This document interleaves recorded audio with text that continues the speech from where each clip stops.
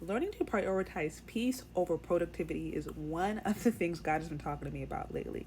So, in this culture, it can be so easy to get caught up in just doing things. It's doing work, doing housework, doing things with your husband or your kids or your friends or ministry or business or whatever, right? Like, there's always something to do.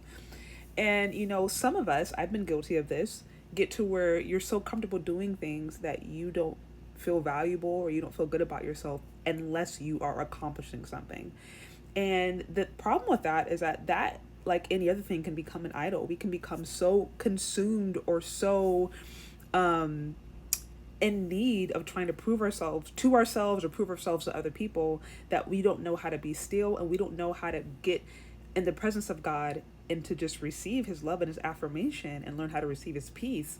And so one of the things God has been teaching me is about how to structure my day and what is actually guiding me that day. Am I being driven by having to feel like I have to accomplish everything in a certain amount of time and trying to prove to this person and that person and that person and that person? Or am I allowing God to direct my steps? And what I'm finding is that because I was so driven by wanting to try to prove to other people or to prove to myself, just prove to whatever, that I was valuable, what I could produce, it really would keep me sometimes from being able to have those meaningful moments with the Most High and allowing God to direct my day and allowing God to do whatever He wanted to do in that moment. And so God has been talking to me about learning to prioritize peace over productivity because God instructs us to maintain a heart of peace.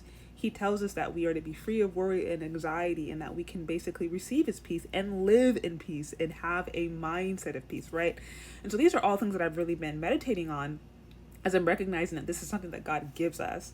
But I also recognize that there are things that we can do, or at least for myself, right? There are activities that I can do that can still my peace, that can kind of get in the way of receiving that revelation in my heart.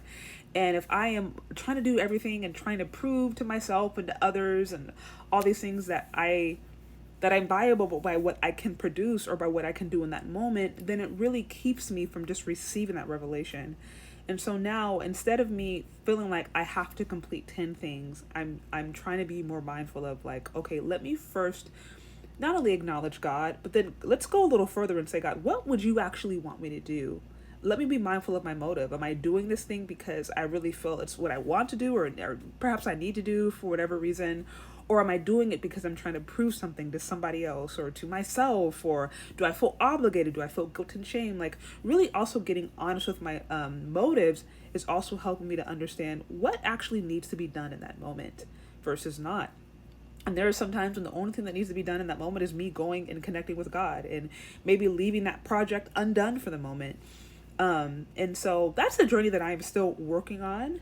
But I do know that if we allow God to direct our steps in peace, overall that's going to be so much more productive and so much more fruitful in the long run than trying to do 18 million things in a spirit of anxiousness, anxiety, and performance. So, anyways, that's my journey. That's where I'm at today. I just wanted to share a little bit of that with you, lovely people.